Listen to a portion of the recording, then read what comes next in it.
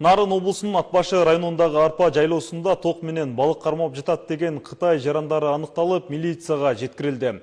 Бул тууралуу облустук милициядан кабарлашты. Эске салсак, 12-июлда арпа жайлоосунда чет өлкөнүн жарандары мыйзамсыз балык улап жатканы боюнча видео тарап, жергиликтүү тургундар бийликке кайрылган. Райондук милиция алардын ким экенин аныктап, тергөө кызматына жеткиришти. Чет элдиктер унаасынын капталындагы жазууларды сыйрып, мамлекеттик номерин алып коюшкан. Учурда бул факты боюнча Ат башы райондук ички иштер бөлүмү тарабынан тиешелүү тергөө иликтөө иштери жүргүзүлүүдө. Топтолгон материалдар мыйзам чегинде чара көрүү үчүн Улуттук коопсуздук мамлекеттик комитетине өткөрүлүп берилди деп айтылат маалыматта. Ал эми Жети Өгүз районунун Көк Жайык жайлоосунда да экологиялык эрежелерди бузгандар аныкталды. Бул тууралуу жаратылыш ресурстары, экология жана техникалык көзөмөл министрлигинен билдиришти.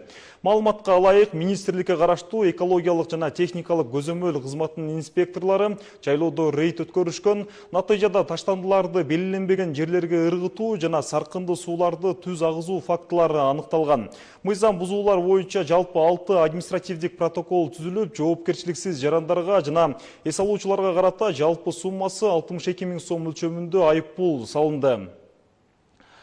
12-июлда кечки саат 21 чамасында Ат башы районундагы Ача Кайыңды жана Баш Кайыңды айылдарында кыска мөөнөткө жааган жамгырдын кесепетинен сел жүрдү. Тоодон ылдый аралаш түшкөн суу сайга батпай Ат башы өзгөрүш жолун каптаган. Анын күчтүү агымында калган жеңил унаа агып, бактыга жараша ичиндегилер аман эсен куткарылган. Өзгөчө кырдаалдар министрлигинин Нарын облустук башкармалыгындагылардын тараткан маалыматтарына караганда, табияттын бул күтүүсүз кырсыгынан зыян тарткан турак жайлар жана инфратүйүндүк объектилер жок, бирок жаан-чачындуу аба ырайы дале коркунуч жаратууда. Ушундан улам район бийлиги тиешелүү ишканалар менен бирдикте жаратылыш кырсыгын алдын алуу боюнча аракеттерди жасашып, кооптуу участкаларга керектүү техникалар жеткирилди. Суу ташкыны көпүрөгө батпай калып, жол менен агып, натыйжада бир саат аралыгында каттам токтоп турган. Райондук мамлекеттик администрация жана жараны коргонуу боюнча райондук штаб өз учурунда жеринде иштерди алып бардык. Көпүрө тазаланып, жолу тазаланып, каттам жолго коюлган. Селден келтирилген чыгымдарды эсептөө иштери, ошондой эле селдин кесепеттерин жоюу, тазалоо иштери күн аба ырайы стабилдешкенден кийин жүргүзүлөт. Учурда ал жерде 24 сааттык түнкү күзөт уюштурулган. Райондук мамлекеттик администрациянын, ошондой эле айыл өкмөттөрдүн кызматкерлери, тиешелүү жараны коргонуу кызматтарынын адистери жеринде иш алып барып атышат. Нарын облусунда айыл чарба жерлерин иштетүүдө. Ассаламу алейкум, жалпы кыргыз элим. Сиздерден жардам сурап кайрылып жатамын. 3 баланын жалгыз бой энесимин. Ортончу балам Умар, 6 жашта, диагнозу ДЦП, врожденный паралич. Кайдыгер карабаган кыргыз элим. Уулум Умарга жардам бериңиздер. Балдарыңыздар оорубасын. Жараткан Аллах Таала өзүнөн башка эч кимге муктаж кылбасын. Уулум Умардын жок дегенде отуруп калышына жардам бериңиздер.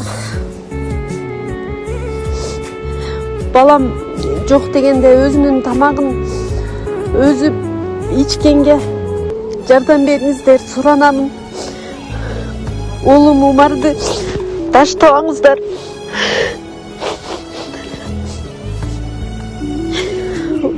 Учурда балам лечение алып жатат. Баламдын алган лечениясы токтоп калбаш үчүн жардам бериңиздер, суранамын.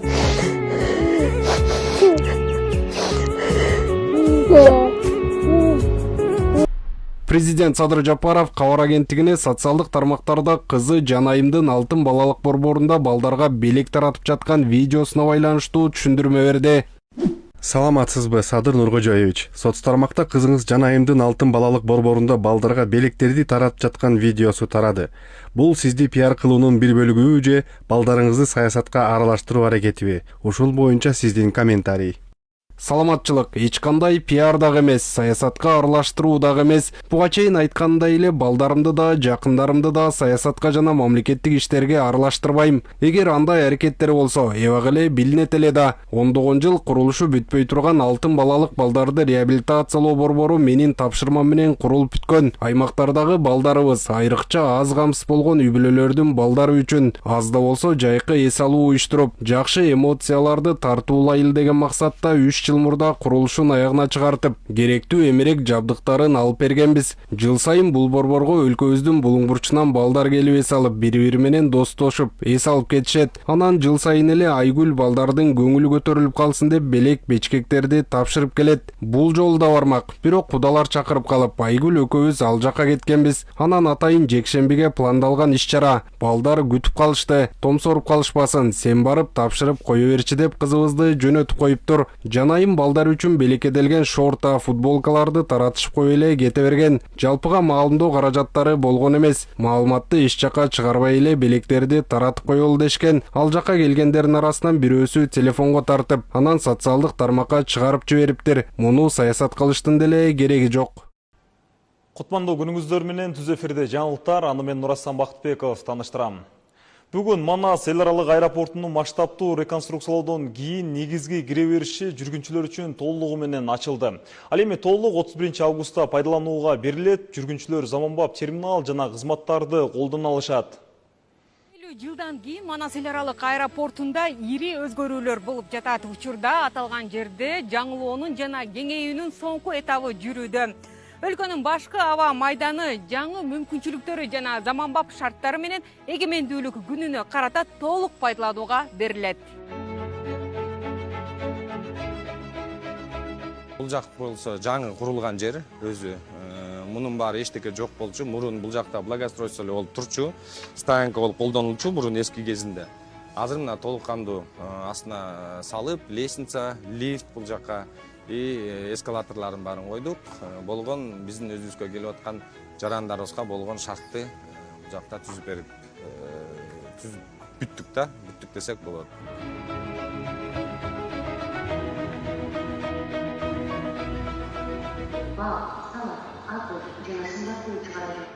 Бул өзү аэропортубуз мурун бир 40 000 квадраттын тегеретесинде болсо, азыр мына 22 000 урулуп, бул жакта азыр 60 000 квадратка чейин жетип калды. Анын 26 000 чарчы метри бул мурун пассажирларга болчу. Азыр 26 000 үстүнө да 22 000 кошулду. Ошондо бул жакта 40 000 квадратта азыр чисто баягы биздин пассажирларга колдонула турчу жай болуп калды да.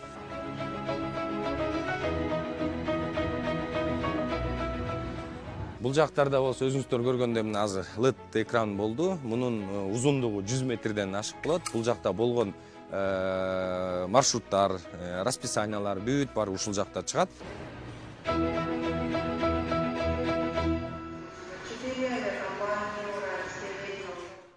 Агротехникалык эрежелер толук сакталбагандыктан жылдан жылга түшүмдүүлүк азайып, төгүлгөн мээнет дайыма эле актала бербейт. Ушундан улам дыйкандар айдоо аянттарын асылдандыруу үчүн көбүн эсе химиялык заттарды колдонушат. Бирок өстүрүлгөн өсүмдүктөрдүн экологиялык жактан тазалыгына кепилдик жок. Андыктан акыркы кездери органикалык аймактарды түзүү боюнча аракеттер жанданууда. Теманы аймактык кабарчыбыз Бөлөкбай Шеримбеков улантат. Ат башы районундагы Карабулуң айылынын фермери Жанбек Токтотемиров үлүсүндөгү 1 гектар аянтка чыктуу тоют багытындагы өсүмдүктөрүн айдайт. Анын пикиринде ал малды этинен чүрбөй, семиздикти кармоого чоң мүмкүнчүлүк. Чындыгында бир топ мезгил жерди астандырууга анча деле маани берген эмес. Качан гана эмгеги текке жете баштаганында мол түшүм алуунун ыкмаларын издештирип, арасынан органикалык түрүн жактырган. Убакыт бул тандоосу жаңылыштык эместигин көрсөтүүдө. Биозаттан буга чейин эмени пайдалангам, грохус пайдаланып келгем. Азыр деле пайдаланып атам. Результат жакшы ал деле. Өнүм кандай болот экен? Өнүм мына эң эмедеги айдаган майдын 26-сына майда. Суу тейлек. Кою дагы жакшы болуп атат да. Анан эң сүйүндүргөн мени жанагы чечебица чыгып атат. Бул билбейм мен чыгат деп мында ойлогон эмесмин да. Ушул каарманыбызга эле эмес, бүтүндөй ат баштык тала кайраткерлерине оңдой берди болуп, өрөөндө үрөөн себүүдө, органикалык заттар менен дары дармектерди чачууда 1000 саналган агродрон алынган. Жүк көтөрүмдүүлүгү 20 литрлик бул техника 15-20 мүнөт ичинде 1 гектар аянтты тейлөөгө жөндөмдү. Азырынча өлкөнүн башка аймактарынын биринде да жок ал Ат башы райондук өнүктүрүү фондунун бөлгөн каражатынын натыйжасы. Нарын область боюнча жаңы ушул бизге келип атат, районго областька келген, Ат башы районуна. Ошол бүгүнкү күндө экспериментальный кылып учурду жакшы эффект берип, уже экспортке подкормка берилди. Бою өспөй аткан, ошо бойду өстү боюнча тиги берсек, препарат берсек, ошо жакшы да эффект берип атат. Ошондой эле органикалык аймак статусу бар Ат башы районунда өсүмдүктөрдү зыяндуу элементтерден арылтууда өтө таасирдүү биологиялык триходермин заты да жасалууда. Ошентип буга чейинки биолиглинин дарысы үчүн башкаларга чейин барууга аргасыз дыйкандарга эми алыска сапарга чыгуунун кажети жок. Азырынча мүмкүнчүлүк чакан азыр бизде өзүбүздө атайын ушундай органикалык аймактарыбыз бар, органикалык пилоттук чаралар бар, ошолор менен иштешип атабыз. Жылына 600 литрге чейин өндүрүлөбүз. Суу ресурстары, айыл чарба жана кайры иштеттүү өнөр жайы министрлигиндегилердин билдирүүлөрүндө бүгүнкү күндө республика боюнча 30 органикалык жана 11 пилоттук дыйкан чарбалары бар. Алардын иштетүүлөрүндөгү 66 000 гектар аянттагы өсүмдүктөр негизинен биологиялык заттар менен азыктандырылат. Биздин ата мекендик өндүрүш бар. Ал жерде 2 түрлүү биопрепарат жана 4 түрлүү, 5 түрлүү энтомофагтарды өндүрөбүз. Бул өсүмдүктөрдү коргоочу каражаттар деп айтылат. Бирөө чирик ооруларына каршы иштейт, триходермин. Экинчиси биолигнин, бул стимулятор рост, өсүмдүктү 20-30% чейин жогорулатат. Анан 5-6 түрлүү энтомофагтарыбыз бар. Алар зыянкеч курт кумурскаларды жеп жок кылат. Сөз соңунда айыл чарба өсүмдүктөрүнүн экологиялык жактан тазалыгын камсыздоо максатындагы органикалык чаралардын айдоо аянттарын 2030 жылга чейин 3 эсеге көбөйтүү милдети тургандыгын белгилейли. Мындай шартта Кыргызстандын дүйнөлүк рынокто татыктуу ордун табарына ишеним бар. Бөлөкбай Шеримбеков, Айдын Төлөбеков, ЛТР, Ат башы району. Бишкекте социалдык баада эт саткан көчмө дүкөндөр ачылды. Алар Борбор калаанын бардык райондоруна жайгаштырылды. Учурда ону иштеп жатат, суроо талап көбөйсө санын арттырып, өлкөнүн башка шаарларына да жайылтуу пландалууда. Эт кандай баада сатылат жана бул базардагы баага кандай таасир берет, кабарчыбыз айтып берет. Тез даярдалуучу тамак аш саткан кызыл фудтрактар эми жаңы форматта иштей баштады. Бул жерде тез татым эмес социалдык баада эт сатылууда. 10 июлдан тарта Бишкекте мындай 10 көчмө дүкөн ишке кирди. Алар Борбор калаанын 4 районуна жайгаштырылат. Бишкек шаарынын азыркы учурда 12 жергиликке бөлүнүп берилди. Булар биздин негизги базарларыбыздын аймагында, Аламидин бирдеги базар жагында, Аламидинский рыноктон бөлүнүп атат. Ошондой эле Орто Сай базар жагынан да азыр 2 жер тилке боюнча бөлүнүп жерлер иште жүрүп атат. Бул жерде эт базардагыдан арзан сатылат. Себеби продукция көчмө дүкөнгө түздөн-түз фермерлерден жеткирилет. Эт сатууда баягы оптом базар бар. Андан кийин баягы биздин дүкөндөрүбүз бар. Ошонун ортосундагы баягы кошулуп калган акча чынжыры бар да. Ошону чынжырын жок эле оптом баадагы сатыла турган эт дүкөндөрү болот. Социалдык маанидеги арзандатылган эттер сатыла турган дүкөндөр болот да бул жерчи. Баягы оптом баа 700 сомдон болуп атат. Биз ошондой баанын тегерегинде эле сатууга аракет кылабыз. Жөнөкөй дүкөндөргө караганда айырмасы чоң эле болот да. Азырынча көчмө эт дүкөнү Бишкекте сыноо иретинде иштеп жатат. Эгер суроо талап жогору болсо, долбоор өлкөнүн башка шаарларына дагы жайылтылат. Бул иштер эттин баасынын кескин өсүшүн алдын алып, аны калк үчүн жеткиликтүү кылууга жардам берет. Бул долбоордун максаты шаардыктарды ушул жеткиликтүү эт азыктары менен ошол эле учурда бааны турукташтыруу максатында уюштурулуп аткан иш-чара.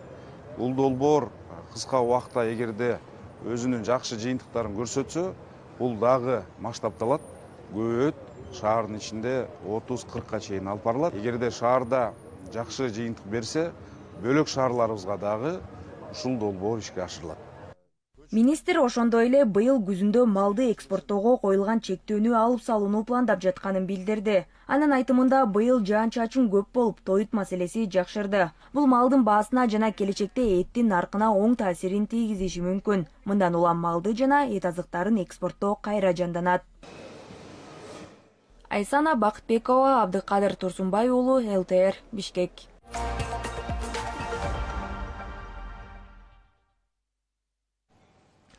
Тышкы иштер министри Жээнбек Кулубаевдин бүгүнкү иш күнү ачык кабинет жоопкерчилик аймагы медиа долбоорунун алкагында 1 радионун түз эфиринен башталды. Эфирден кийин Кулубаев министрликке келип, журналисттер менен бирге өз иш кабинетине баш бакты. Ал жерде дипломатиялык кызматтын күнүмдүк ишмердүүлүгү тууралуу кеңири айтып берип, өлкөнүн тышкы саясатындагы тарыхый учурларды чагылдырган эстелик сүрөттөрдү көрсөттү. Андан соң министр ыкчам маселелерди карап, дипломатиялык жолжоолорду аткарууну улантты.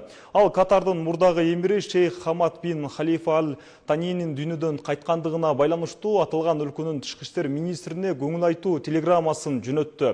Негизги ишим кабинетте өтөт, жолугушуулар жана кеңешмелер сүйлөшүүлөр залында уюштурулат. Бизде кагаз иштери да, мазмундуу иштери да абдан көп. Учурда кызматкерлерибиз Шанхай кызматташтык уюмунун саммитине кызуу даярданып жатышат, деди Жээнбек Кулубаев.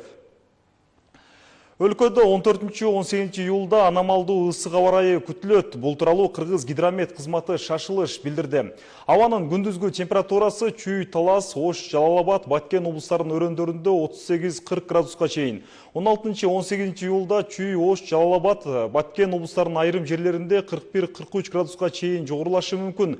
Мындай кургак ысык аба ырайынын учурунда көбүрөөк суу ичип жана ысык өткөрүп алуудан сактануу үчүн күндүз күн ачык жерлерде көпкө жүрбөө сунушталат. Ошондой эле айыл чарба өсүмдүктөрүн мүмкүн болушунча кеңири сугаруу керек деп айтылат маалыматта.